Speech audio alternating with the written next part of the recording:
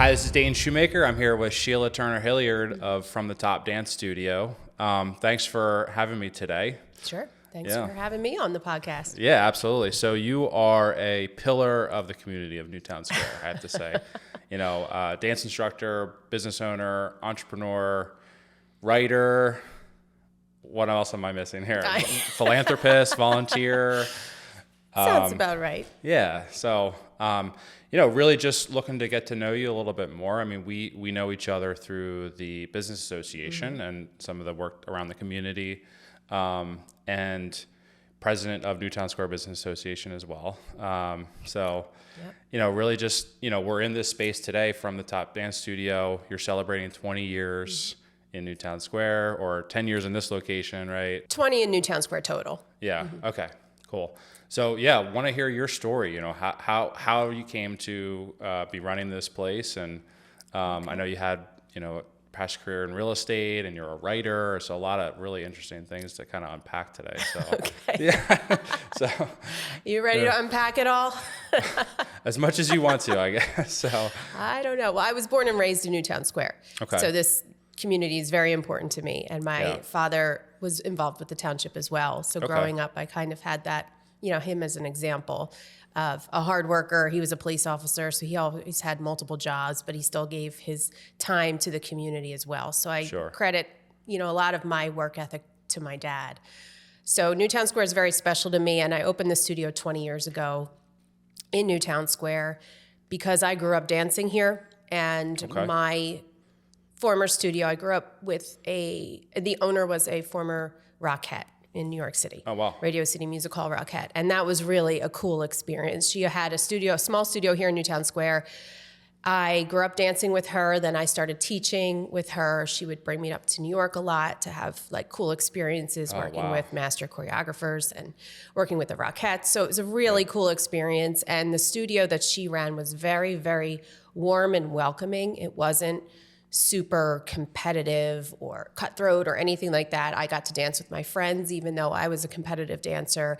It was just a really cool place to grow up. It was a safe space and a great place to kind of get your emotions out as a teenager and really be safe and feel safe. So when did you start dancing? When was that? I was 3. 3? Oh, wow. So it's been a lifelong. It's been a lifelong. That's awesome. Yeah. Yeah, I never gave it up. I danced through college and started teaching when I was in college as well. Okay. And then took a little break for a while to go into the real world. Yeah. And then eventually found my way back. So I opened the studio because I felt like Newtown Square was missing that homegrown type of studio where kids could feel comfortable and connected and safe and be able to express their emotions through dance and also build a positive experience for them so that they could go out into the real world, stand tall, make eye contact, have poise, great posture, be comfortable in front of people, to help develop that person, because I feel like that's the kind of training and that's the kind of skills I received from my dance studio. Yeah. Mm-hmm. Yeah. That's great. I mean, it seems like there's a really strong community around dancing. Obviously, there's, it's very physical. It can be emotional. It's artistic. Yeah, it's such a healthy outlet, and especially for teens right now. Yeah. It is. We have so many girls and boys come through here and express to us that that's how they feel that they can express their emotions, or if they come in really stressed out, we dance it out. If they're happy, we dance. We just love having them here and knowing that we are making a positive impact on their mental health and their physical health. Yeah, that's great. Mm-hmm. So, and you've been in this office or this studio 10 years. Mm-hmm. Where was your last one at? My original studio was in the Newtown Square Shopping Center right across the street. Oh, okay. Yeah. Cool. And then this space opened up, and I knew that this is exactly where I wanted to be, in St. Alban Circle. Yeah. Because as I was a kid growing up, I would participate in the St. Albans tree lighting, and our studio would dance in front of the tree. So I knew that this was the ideal spot for us to be, so that I could feel connected that way, and that our dancers could also dance at the Christmas tree lighting. Yeah, and they're still doing it today. Yep.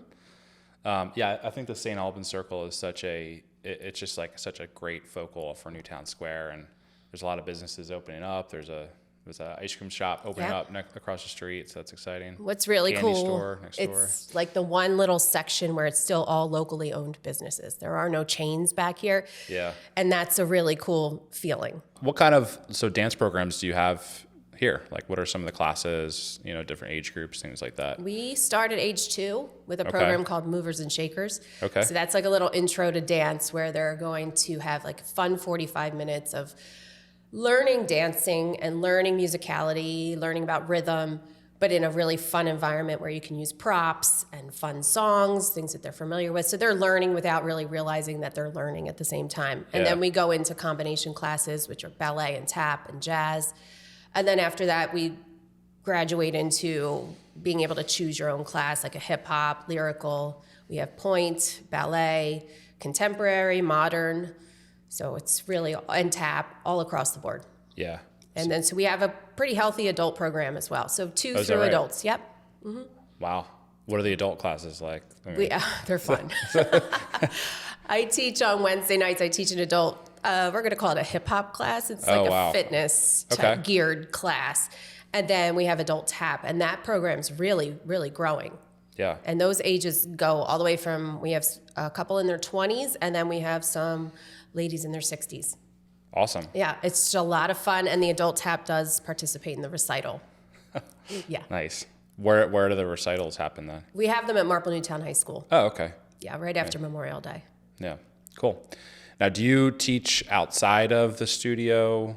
What are some of those things that So you're involved in? I do personally, like most of my teaching that I do is with the special needs community in Delaware County. So I have a few groups that come in here that are either bused in here, like the Marple Newtown Life Skills. Okay. Students take a bus over here. It's part of their Life Skills program, and they'll dance with me here. And then I have another group out of Edgemont that comes here. Then I will travel to the Haverford Rec Center and work with a group called the Father Bill Atkinson Group. And that's a missionary group. They do awesome things. But then they bring me in every like twice a month to do some dance parties with them. But it's all fun. special needs community. And then I just started working with Villanova University too, because they have a special needs program. Oh, that's great. Yeah, so I'm going to start working with them. I went over there last week, and we had a blast. Yeah. So it's fun. I work with special needs, all different needs, from Down syndrome, autism, traumatic brain injuries, and a host of other syndromes or issues or challenges. So it's a wonderful program. Yeah, I can see how that would really benefit. Just getting out and moving, and is that a new program, or are you kind of stepping into a new role there, or Actually, I started doing this probably about 18 years ago. I was approached by the director of the special needs program at the Marple Newtown Life Skills. And she was looking around for programs, for things for her kids to do, and she knew that they really connected with music and movement. So she called me just out of the blue, and I was like, you know what, let's give it a try. I brought my CD player back at the time, with my CDs, my little radio, and plugged it in. I went over to the high school, and we just started kind of experimenting with what inspires these kids to dance, and what music do they like, and how far can I go with them, and as far as choreography and everything. And this program just exploded. I mean, I made some connections right out of the gate with some of the songs that I had chosen. Yeah. And I could just see it in their eyes. And I just felt it. And the teacher felt it. And we were all like, you know what? We got to keep going with this program. So it really just started with that phone call. And here we are, 20 years later, 18 years later. And now I'm with 5 different groups in Delaware County. And the woman who initially called me is now bringing her granddaughter here for dance classes. Oh, wow. So it's cool? Very, very rewarding work. It's the best part of my day. And, I often say I need my crew more than they need me, because it's just so fulfilling. I guess if people are interested in signing up for classes, what does that look like? Is it just kind of a sign up? They can come in, Our regular year runs from September through May. So Right now, we're not accepting any enrollments because it's March. Right. But we are gearing up for our summer session. So we have a session that runs September through May, and they are in the recital at the end of May or beginning of June. And then we have summer session, so a 6-week summer session where it's weekly classes for 6 weeks. That's a really nice opportunity to just try something new or get your feet wet. Like if you want to try a different genre or you want to just try dance in general. Yeah. And then we also have 6 weeks of summer camp as well. Okay. Those you can just sign up online or you can come into the studio. And then for the September through May season, we open up that enrollment in May for the following year. And it can be online registration or coming in to the studio. Okay. And the day camps, what is that? Like what age groups? And they're fun. It's Monday through Friday, ages 4 through 12. Boys and girls. Each week is a different theme. Okay. So, for instance, this summer we're running some really popular camps like a Barbie camp. Oh wow! And a Taylor Swift camp. Those two sold out immediately. And then we have the Olympics are coming this summer, so we have an Olympics camp, and we have a Disney camp. So lots of fun themes where it's dancing and crafts and games. And we have half-day mornings, so 9 to 12 or 9 to 3. Okay. Mm-hmm. Oh, very cool. Okay. Yeah. Is it typically, are people signing up for like 1 week at a time, or are they doing the entire summer? Usually based on their vacation schedules. We have a few that are doing all 6 weeks, and then we have more of them are just doing 1 or 2 weeks at a time. Got it. Okay. Yeah, my son is going into Culbertson next year for kindergarten. Nice. So we're trying to figure out, schedules and things like that right now. So let them maybe see if he's definitely anything for the boys. Like, we have a lot of boys. Yeah. In our scattered through our classes. We don't have any we have one boys hip hop class, specific boys hip hop class, and that's for ages 7 to 10. Nice. Okay. But other than that, we have boys, little ones in the movers and shakers. We have some in our combo classes, so in our tap classes, and then we have the boys hip hop. Yeah.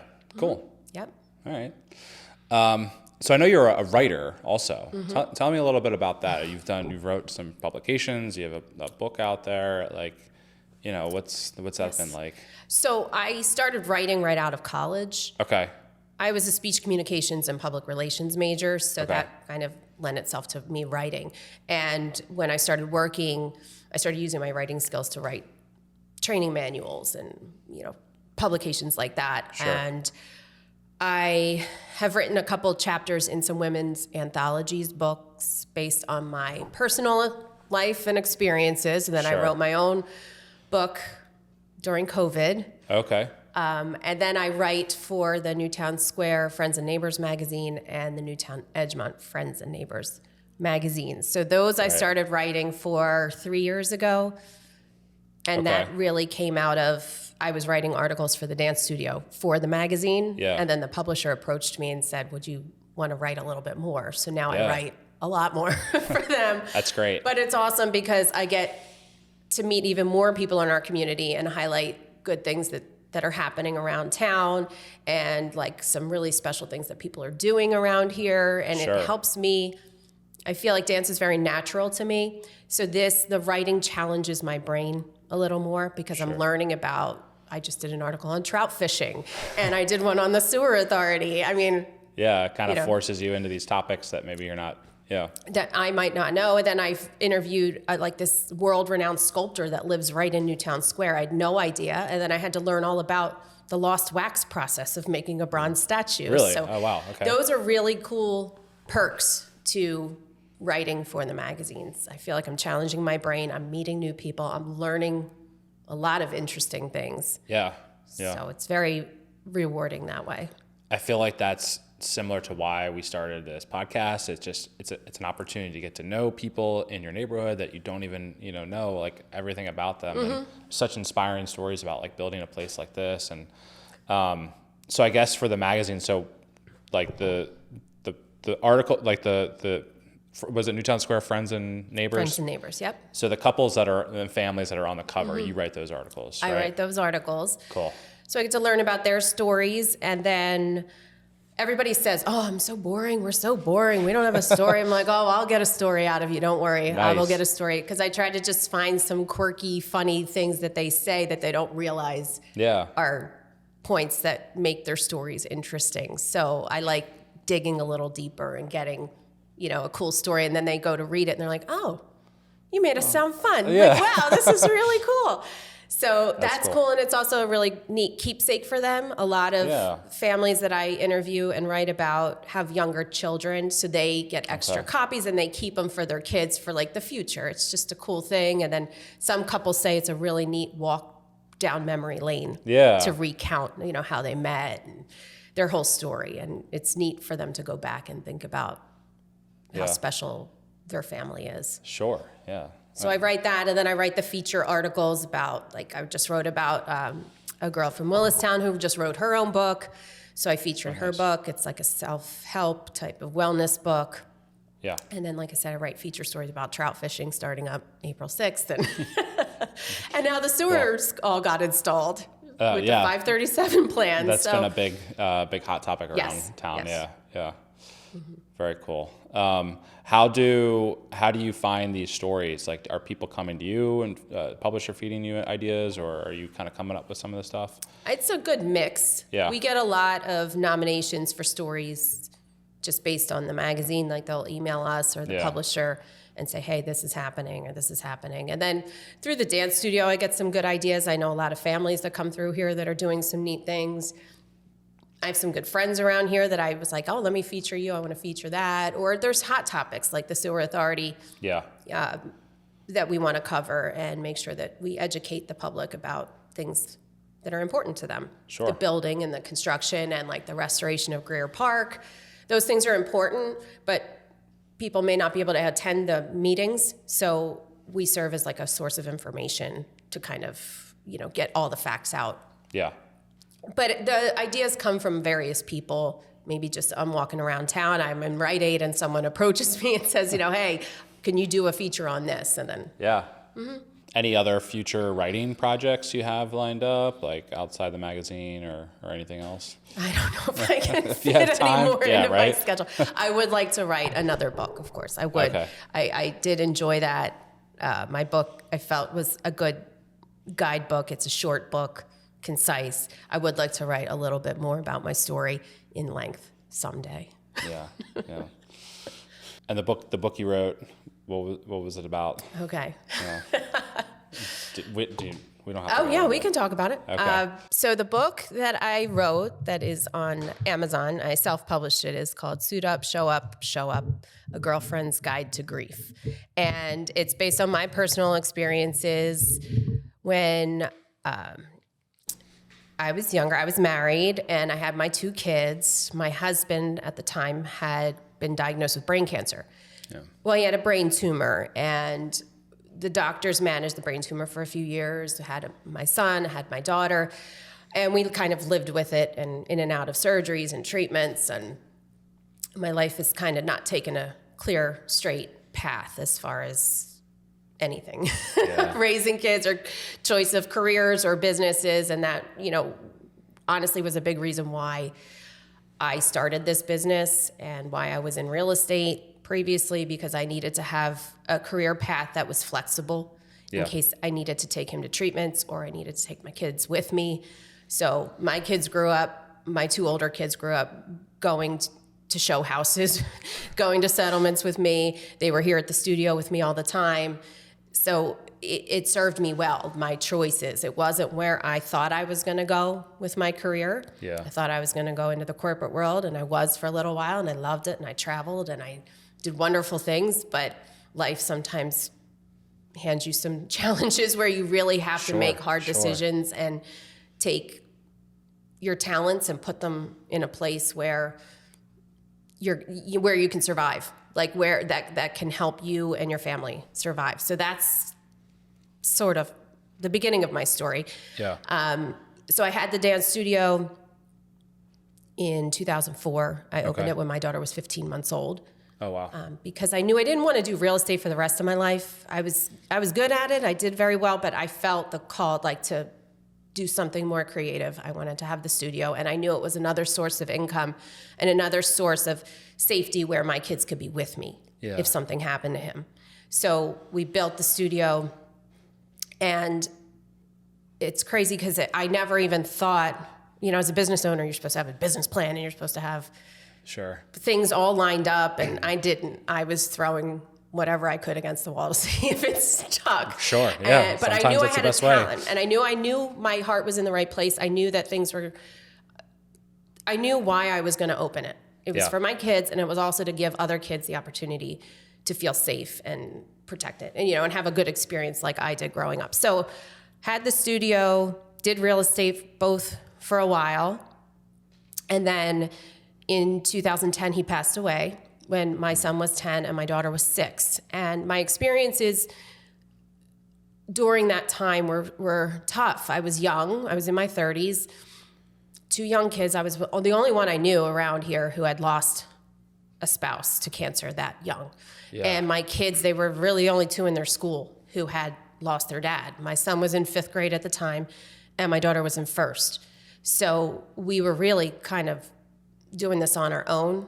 And it was really before social media. It was before all those, you have so many resources around these days. Right. And none of that existed. So I was really navigating life on my own. And I wrote the book because I wanted to kind of normalize grief. And it's scary for people who haven't been through it because they don't know what to say to somebody. They don't know what to do.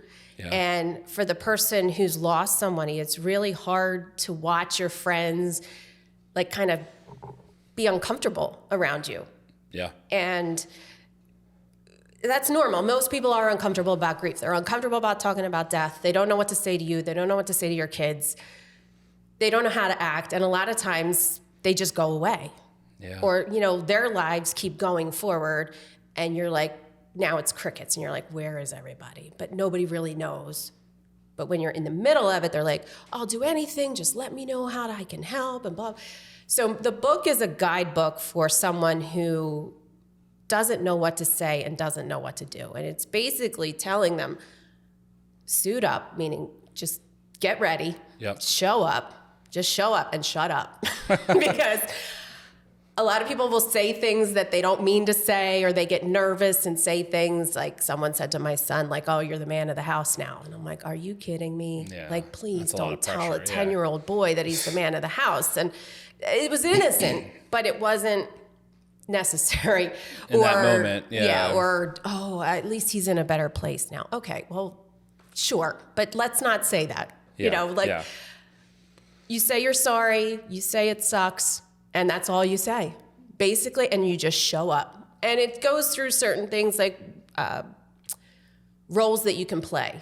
Yeah. And it's a very blunt book, and it has some humor in there, so I equate it to like the Golden Girls. Okay. Like, are you, who are you? Are you the Sophia of the, are you the Blanche who's going to stand there like you're like the bouncer and be like escorting people out of the house that say stupid things, and also things that you can do, like observe if you go over there to somebody's house, like don't show up with another tray of a casserole or carbs or something. Yeah. Go in with paper towels and toilet paper and paper products, things that they need, like practical things. So it gives you ideas on to how to help your friend or your loved one in practical, helpful ways that will go a lot farther than a casserole. And no offense to casseroles, but there's only so much you can eat. But go and look in their fridge. Go see what their kids eat. Go get those things. Or go in and you go to use the restroom, you notice it's a little dirty, clean it. Just very practical things. And also just guides on how to help them through the whole year, as far as like, don't judge, don't let them do things on their own time. And so I found it, my friends, family have read it. I have it on Amazon, and it's gotten a lot of positive feedback. No, that's great. I mean, it's an incredibly, difficult time that you went through, and there's probably a lot of knowledge and experience that you can share with others. I mean, it's not uncommon, right? No, so, and now that I'm older, it's happening to more of my friends and family, and I still get calls from people in the community like, so-and-so lost somebody, so-and-so's husband's sick, and I will meet with spouses who've lost their spouse suddenly or over time, and just kind of give them some hope that things, do get better, and just try to help them and be lend an ear for them. Sure. So I think the book really helps with that. And I've since, remarried. I have another daughter now too, and we're really still involved in the grief community, and we do a lot of work for a foundation that supports children who are grieving. Oh, is that right? Okay. Yeah, it's called Eluna. It's formerly the Moyer Foundation. So Jamie Moyer was a Philadelphia Phillies pitcher in the World Series. He and his wife Karen at the time started these camps, grief camps for kids, and called Camp Erin. Yeah, okay. So when my kids were freshly, he had just passed and we were seeing a child grief counselor, she had suggested to me, she said, you really need to send these kids to Camp Erin. It's transformative. It's amazing. It's a grief camp. I'm like, I don't want to send my kids to grief camp.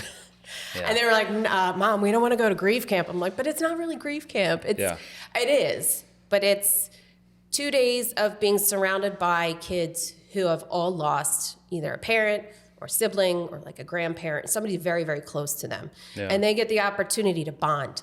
When they feel like they're the only kid in their school and they were the only kids in their school, they're now surrounded by, 100 other kids who have gone through similar situations. It didn't matter how they passed, who passed. It was just, they just knew that they've all been through that storm together.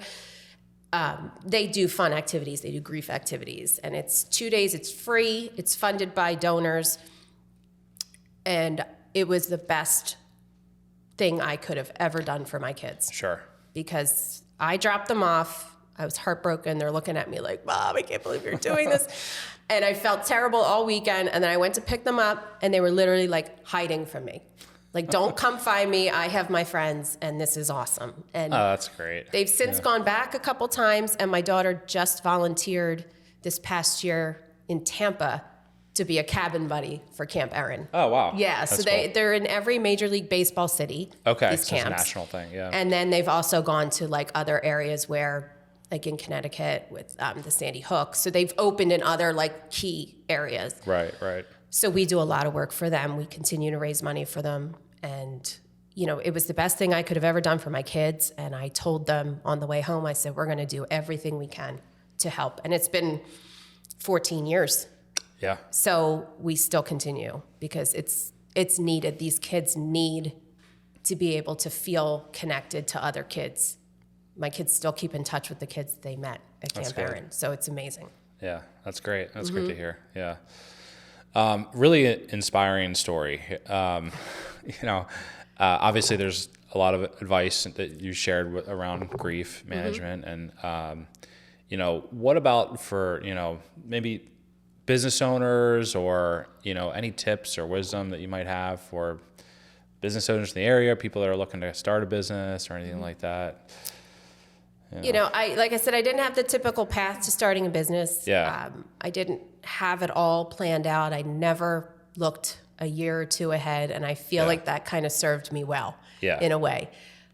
We're coming up on the 20th year. We're coming up on our 20th recital, and to me it's very, very overwhelming because I think I never thought that far ahead. Right. So for me, my advice would be make sure your heart's in the right place. Make sure the business that you are opening is led with integrity and you're not just focused on your dollars. Yeah. Because yes, that's important. But building in this community is so much more important. I never looked too far ahead. I just led with my heart. Yeah. And I knew that it was the right thing for me to do for my family and for other kids in the area. It has come back to, the rewarding parts of this business is unbelievable. Even when my husband died in 2010, I had no idea that I had built such a community of people around me through the studio that when things got real bad in the late 2009, the community came together and held a fundraiser for my family. Oh, wow. And this was before GoFundMe or anything like that. It was a fundraiser on the Ellis Preserve, and they raised $40,000, which was huge at that time. Wow. But it literally kept a roof over our heads. And I never when I started the studio. Never would have thought that would have happened. And ever since that, it's just been blessing after blessing after blessing. So I would say for business owners, just make sure that you keep focused on what's really important, and that's building a community around you and treating your staff just as equal as you are, like with respect and appreciation, because the team around you is everything. It's not just about you. Yep. That's great advice. Anything else that you like to share, or? I don't know. What are you doing for the 20th anniversary? You have a special rehearsal coming up? So we do a show. We'll do our 20th show. It's called Greatest Hits. Okay. So we are taking like our favorite songs from the last 19 recitals picking and plugging them in as songs. So we're bringing them all back into a Greatest Hits edition. Nice. I'm hoping to put together a nice little montage of through the years. We'll see if that actually happens or not. I'm just really excited about celebrating 20 years. Like I said, I'm really overwhelmed with that thought because I never thought that far ahead. Yeah. So it's going to be a very emotional one for me, because these big milestones are emotional for me, because going through what I've gone through to get somewhere to a milestone is like, how did that all happen? Yeah. I don't know how it happened, because I never planned for any of this to happen. Right. So it's going to hit me like a ton of bricks. So I'm not really sure. I'm probably being a mess that day, but in a good way. Yeah. Proud of myself and my kids and this community and how wonderful it is to live here and be surrounded by such wonderful people. So I'm just looking forward to celebrating.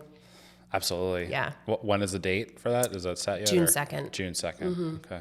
Yeah. Yeah. Well, congratulations on 20 years. Thank you. Riding so many challenges and overcoming them, and it's really inspiring. So, Thank you. Thank you for giving back so much to the community as well, just being a big part of Newtown Square. Mm-hmm. So, yeah. It's important to me. It's a wonderful place. Yep.